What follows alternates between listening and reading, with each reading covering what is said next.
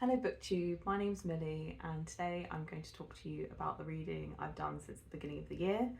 I've titled this video February Reads or February What I Read or Wrap Up or whatever, but I only read one book in January, so I thought I'd include that in this first video. My reading since the beginning of the year has consisted of 3 books overall. Which 2 of them I own myself and 1 from the library, and alongside that I have another book that is sort of a project book which I've been reading since the beginning of the year, which is very long, which I will talk about in this video as well, and another book I've got on the side that I've just started at the end of February that I will mention as well. So yes, so the book I read at the in January and finished at the end of January, very last day I think, is The Hobbit by J.R.R. Tolkien. I'm a big Tolkien fan, I'm a big Lord of the Rings fan, and I have these beautiful illustrated editions illustrated by Alan Lee, which this was a joy. I've read The Hobbit before, but it was nice to revisit it over the start of winter, a bit cozy vibes. I won't go into what The Hobbit's about. I'm sure a lot of us know. If you don't, get to know. And I finished reading The Lord of the Rings at the end of last year as part of Bree Bird's read along on Substack, which was really enjoyable, and I decided to pick up The Hobbit afterwards. The illustrations in here are beautiful. I have to say though, when I first bought I have the box set, which is The Hobbit and also the Lord of the Rings series. When I first bought them, I thought they would be more like the Harry Potter illustrated editions, if you've seen them, which is every page pretty much has a drawing on it. And they are absolutely beautiful, but this is much more, not a lot of pictures. Well, actually, compared to The Lord of the Rings, this one definitely has more pictures, and I think it's probably because it is a children's book. But yeah, I was initially disappointed with them on the basis that I thought they'd be a bit more all-encompassing with the illustrations, but I'm not disappointed because Alan Lee's illustrations are beautiful and it's lovely to see them dotted throughout the book. Let's see if I can find one. There is lots of little ones in this one, but there are also bigger picture ones, which is like what you get in the Lord of the Rings ones. So here they all are, up a tree, which is very nice. But you also get the small dotted ones. So here the eagles taking, which is a bit more like the Harry Potter illustrated edition. So I was really pleased with that. And yeah, a joy to revisit Middle Earth whenever possible. And I probably will read Lord of the Rings again at the end of this year with Bree Bird if she does another read along, which I hope she will, and I think she will. So that was January. The next book I read, which was my first read in February, was The Dressmaker by Beryl Bainbridge. I've never read Beryl Bainbridge before, but this was one of the picks for my work book club. The pick was actually one of 3 books by Beryl Bainbridge. One set on the Titanic, the other one which is a film with Hugh Grant and Alan Rickman, and then this one. I chose this one. This is set in wartime Liverpool, which is sort of perfect for me. I love wartime books or set before or after the war. And it follows a family which is made up of mainly 2 sisters and their niece, but also the brother, who is the niece's father, does pop in and out of this story. The niece is being brought up after the death of her mother by her aunts. The aunts are 2 very different people.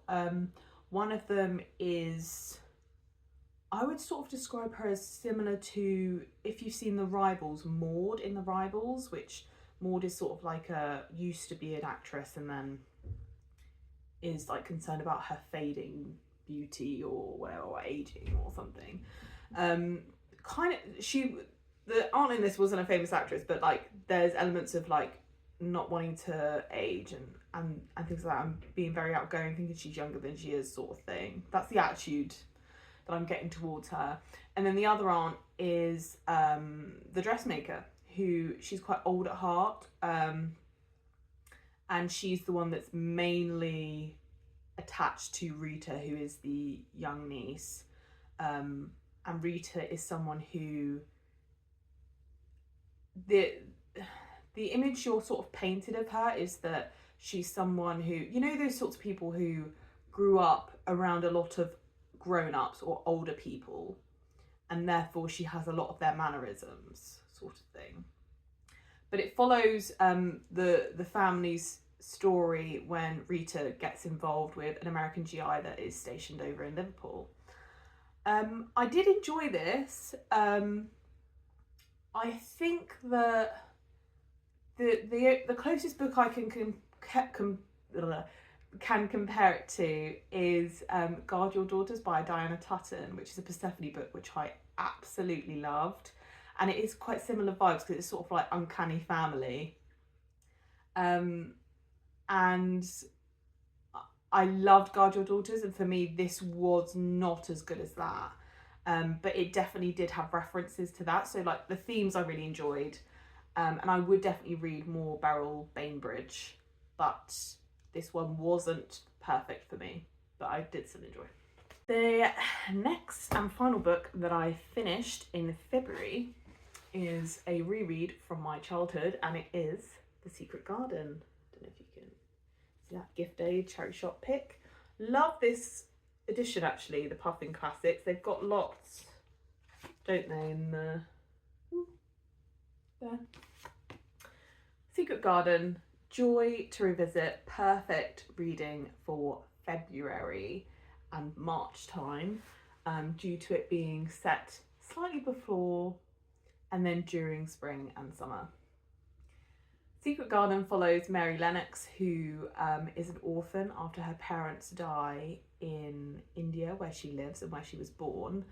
And she is sent afterwards to go and live with her uncle at Misselthwaite Manor in Yorkshire. And Mary is someone who has been neglected throughout her life, and is therefore quite a neglectful person. Her parents didn't really take much notice of her, and she was brought up by her ayah in India. And she could basically treat people as awfully as she wanted to, and that doesn't run true with how she should be treating people anyway, but also how she can treat people at Misselthwaite. Misselthwaite Manor is a place sort of steeped in mystery and tragedy, owing to the fact that her uncle lost his wife 10 years prior in the wife's garden, which is the secret garden, and therefore no one's allowed to go in the garden. Mary goes in the garden. That's the story.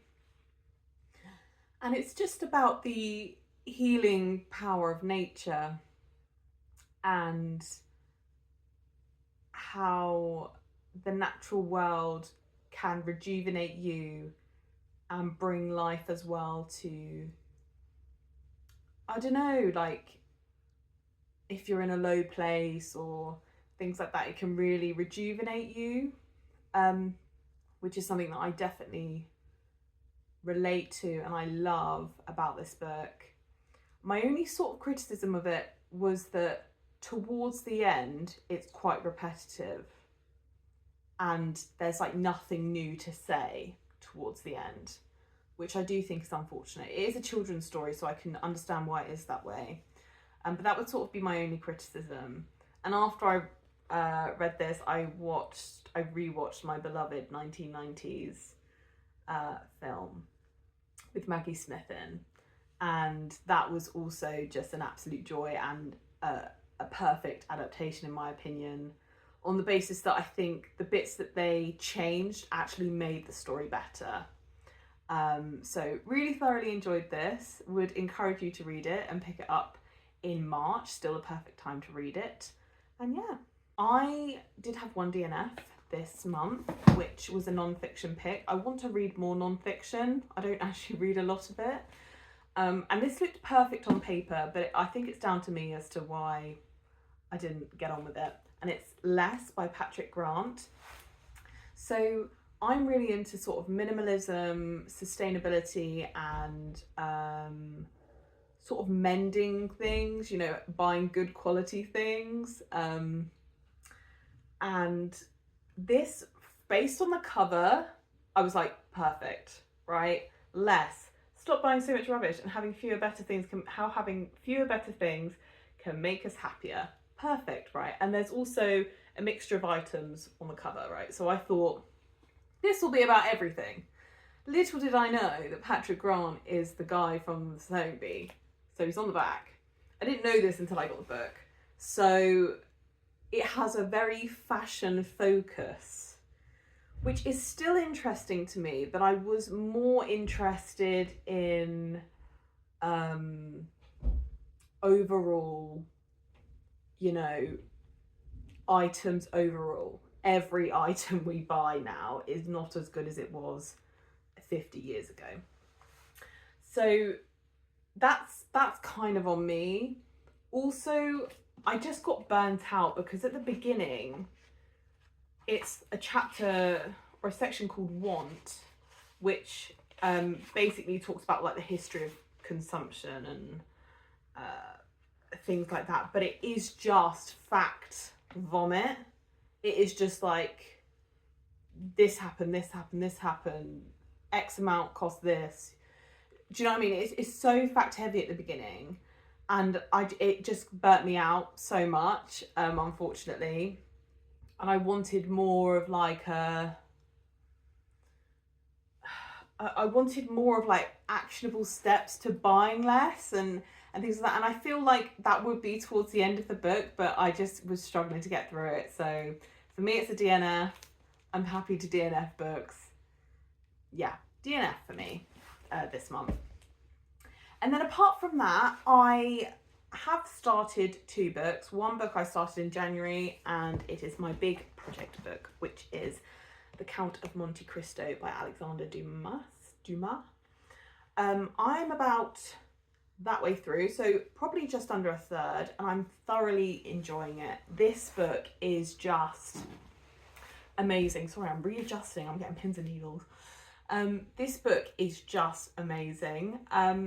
It is a huge undertaking, like it's over 1,000 pages. But it's been on my TBR for a really long time on the basis that everyone I've spoken to ever that's read it has said it's so fun, one of their favourite reading experiences, and I just did not want to miss out on that despite it being so long. The beauty of this is that I can read other things alongside it on the basis that I don't really like doing more than 1 chapter a day with this book, purely because so much happens in 1 chapter. So much happens in a single chapter. Every single chapter, it's like crazy. Me and my partner go on a dog walk at lunchtime and we talk about the books we're reading. And I will sort of tell him what's been happening in Monte Cristo. And he's like, how many chapters have you read? And I was like, 1. That was 1 chapter from yesterday, like that I'm explaining to you, because it's just so, there's so much going on. So I'm really happy to continue with this. Obviously, I'm 2 months into the year now, and I've got just over a third of the way through. So maybe I'll be finished by mid-year. Who knows? Maybe I'll pick it up a bit more. Maybe I feel like I can, but at the moment I think 1 chapter a day is pretty good going for me. And then the other book I'm reading that I started in February is Sense and Sensibility by Jane Austen. I have the beautiful cloth-bound classic version, and I've never read this one. So I am doing a challenge, a reading challenge for 2025. If you didn't know, 2025 marks Jane Austen's 250th birthday, and she was born towards the end of the year, I think in November. And so my plan is to read all 6 of her novels throughout the year, and I've created a storygraph challenge as well if you'd like to take part, which I'll link below. But for January and February, the pick was Sense and Sensibility. So I am a little bit behind because I am taking this into March, but I'm sure it'll be fine. I'm about that way through. This is the start, so not very far through, but I am really enjoying it. I think I've seen the film of Sense and Sensibility and I enjoyed it, but I knew it definitely wasn't my favourite. Austen, I love Pride and Prejudice, both the movie and the TV show and the book. It's definitely one of my favourites. But of Austen's, I've only ever read Pride and Prejudice and Emma, so I'm very keen to get to the others because I know as well Persuasion is meant to be a favourite. The Storygraph Challenge is January and February, Sense and Sensibility. Obviously, I'm running behind, so you're still welcome to start now. March to April, I believe, is Mansfield Park. And then May, June, Emma. July, August, Pride and Prejudice. Then it's Persuasion. And then it's Northanger Abbey. I've tried to do it somewhat seasonally. I know that it's not fully seasonally because I think this has a lot of autumn in it. But just for vibes, if I'm honest, like it's not a hard and fast rule. So yeah, keen to have you along on this. I will be making a video on my progress on this throughout the year. So that was my reading wrap up since the beginning of the year, but also February. I hope you enjoyed, and I'd love to know what you've been reading this month and what you've enjoyed, what you've not enjoyed, what you've DNF'd. Tell it all in the comments. And yeah, and I'll see you soon for another BookTube video. Bye.